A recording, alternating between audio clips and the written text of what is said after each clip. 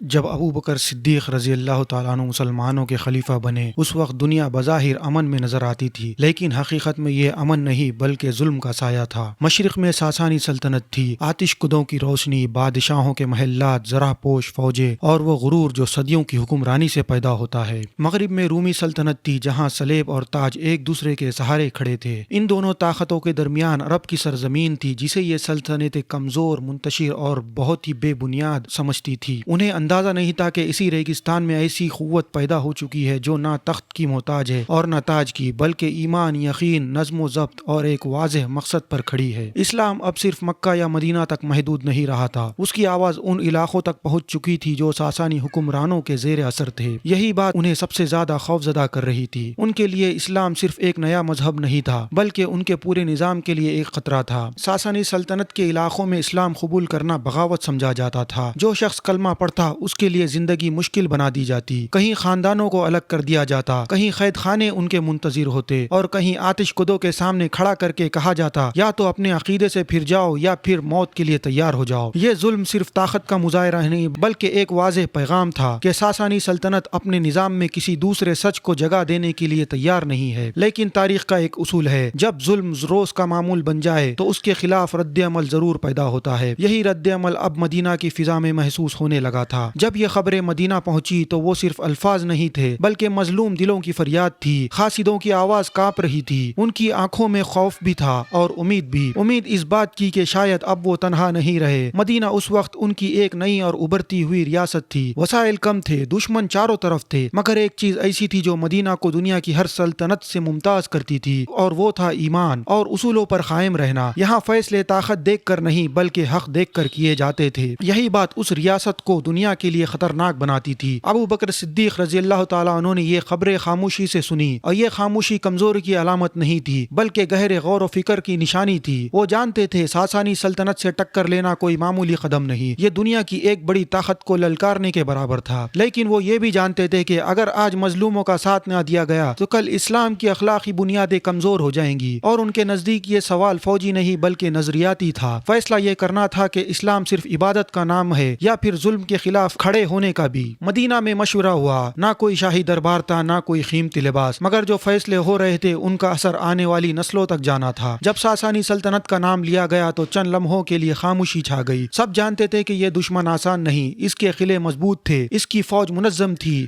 اور اس کا غرور حد سے بڑا ہوا تھا۔ پھر ایک نام لیا گیا، ایسا نام جو پہلے بھی تاریخ کا رخ بدل چکا تھا۔ اس کے نام کے ساتھ ہی سب کے ذہن میں ایک ہی چہرہ ابھرا، خالد بن ولید۔ خالد بن ولید وہ شخصیت تھے جن کی پوری زندگی جنگی ذہانت کی مثال تھی۔ وہ صرف تلوار چلانا نہیں جانتے تھے بلکہ دشمن کے ذہن کو سمجھنے کا ہنر بھی رکھتے تھے۔ انہوں نے اسلام کے خلاف بھی جنگیں لڑی تھی اور اسلام کے لیے بھی، اور دونوں صورتوں میں وہ غیر معمولی ثابت ہوئے تھے۔ یہی وجہ تھی کہ جب ابو بکر صدیق رضی اللہ تعالیٰ عنہ نے ساسانی سرحد کی بات کی تو سب سے پہلے ان کے ذہن میں خالد کا نام آیا۔ وہ جانتے تھے کہ یہ مہم صرف تعداد یا طاقت سے نہیں جیتی جا سکتی، اس کے لیے رفتار، اچانک وار، نفسیاتی دباؤ ضروری تھا، اور وہ خالد بن ولید رضی اللہ تعالیٰ عنہ کا بہترین ہتھیار تھا۔ جب خالد بن ولید کو مدینہ بلایا گیا تو کوئی لمبی تقریر نہیں ہوئی۔ ابو بکر نے حالات بیان کیے، ظلم کا ذکر کیا اور پھر سادہ مگر فیصلہ کن بات کہی کہ فارس کے علاقوں میں ہمارے بھائی ظلم سہ رہے ہیں اور اسلام اپنے ماننے والوں کو تنہا نہیں چھوڑتا۔ یہ حکم کم اور کانفیڈنس زیادہ تھا۔ خالد نے سر جھکا کر اسے قبول کیا اور اسی لمحے یہ طے ہو گیا کہ اب ساسانی سلطنت کی سرحدوں پر خاموشی باقی نہیں رہے گی۔ روانگی کا دن آیا تو منظر بالکل سادہ تھا، نہ کوئی شاہی جلوس، نہ کوئی ڈھول تاشے، صرف چند ہزار سپاہی، محدود سامان اور ایک ایسا قائد جس کے چہرے پر کوئی ڈاؤٹ نہیں تھا۔ خالد جانتے تھے کہ یہ سفر صرف زمین کا نہیں بلکہ تاریخ کا سفر ہے۔ یہ وہ بھی جانتے تھے کہ پہلی ضرب، پہلا وار کہاں اور کیسے لگانا ہے، کیونکہ ان کے نزدیک جنگ کا آغاز تلوار سے نہیں بلکہ سوچ سے ہوتا ہے۔ راستے میں ریگستان تھا، سخت دھوپ تھی، راتوں کی سردی تھی، مگر خالد کے ذہن میں مسلسل منصوبے بنتے جا رہے تھے۔ وہ ساسانی سلطنت کو ایک مضبوط دیوار کے طور پر نہیں بلکہ ایک ایسی ساخت کے طور پر دیکھ رہے تھے جن میں کئی کمزور کڑیاں تھیں۔ انہیں معلوم تھا کہ اگر پہلا وار صحیح جگہ کیا گیا تو یہ تلوار خود بخود ہلنے لگی تھی۔ جب خالد بن ولید فارس کی سرحد کے قریب پہنچے تو انہوں نے سب سے پہلے دشمن کی طاقت نہیں دیکھی بلکہ اس کی عادتوں کو پرکھا۔ ساسانی فوج تعداد میں زیادہ تھی، اسلحہ بہتر تھا اور وہ قلعوں کے پیچھے خود کو ناقابل شکست سمجھتے تھے، مگر اسی اوور کانفیڈنس نے انہیں سست بنا دیا تھا۔ خالد جانتے تھے کہ بڑی فوجیں اکثر اپنی طاقت کے بوجھ تلے دب جاتی ہے، اور یہی وہ جگہ ہوتی ہے جہاں ایک چھوٹا مگر منظم لشکر فیصلہ کن وار کر سکتا ہے۔ انہوں نے میدان جنگ کو کھلی زمین نہیں بلکہ ایک ذہنی بساط سمجھا جہاں ہر قدم سوچ سمجھ کر رکھا جاتا ہے اور ہر حرکت دشمن کے رد عمل کو جنم دیتی ہے۔ مسلمانوں کی فوج بظاہر کمزور نظر آتی تھی لیکن ان کے اندر ایک ایسی طاقت تھی جو ساسانی سپاہ کے لیے اجنبی تھی۔ یہ طاقت صرف تلوار یا گھوڑوں کی رفتار نہیں تھی بلکہ ایمان کی وہ کیفیت تھی جو انسان کو موت سے بے خوف کر دیتی ہے۔ یہی وہ لشکر تھا جو فتح کے لیے نہیں بلکہ حق کے لیے نکلا تھا، اور یہی فرق خالد بار بار اپنے سپاہیوں کے دلوں میں اتارتے تھے، اور وہ جانتے تھے کہ جب سپاہی کا دل مضبوط ہو جائے، سپاہی کا ایمان مضبوط ہو جائے تو بازو خود بخود طاقتور ہو جاتا ہے۔ خالد بن ولید کی سب سے بڑی جنگی حکمت عملی رفتار تھی۔ وہ دشمن کو سنبھلنے کا وقت نہیں دیتے تھے، وہ اچانک نمودار ہوتے، ضرب لگاتے اور پھر غائب ہو جاتے، یہاں تک کہ دشمن کو یہ بات سمجھ میں ہی نہیں آتی کہ اصل حملہ کہاں سے ہو رہا ہے۔ فارس کے سرحدی قلعے اس غلط فہمی کا شکار تھے، انہیں یقین تھا کہ اتنی کم تعداد میں آنے والی فوج کسی بڑے حملے کی ہمت نہیں کر سکتی، لیکن خالد اس یقین کو ہتھیار بنا رہے تھے۔ پہلی جھڑپیں دراصل مکمل جنگ نہیں تھی بلکہ ایک پیغام تھا۔ خالد نے قلعوں پر فوری یلغار کرنے کے بجائے ارد گرد کے علاقوں میں حرکت شروع کی، سرحد کے راستوں کو کاٹا، چھوٹی چھوٹی ٹکڑیوں میں حملے کیے اور دشمن کو مسلسل بے چینی میں مبتلا رکھا۔ یہ وہ حربہ تھا جو ساسانی فوج کے لیے نیا تھا، کیونکہ وہ کھلے میدان میں بڑی جنگ کے عادی تھے، نہ کہ اس غیر یقینی صورتحال کے جہاں دشمن نظر بھی آئے اور غائب بھی ہو جائے۔ مسلمان فوج کے لیے یہ لمحات آزمائش کے تھے،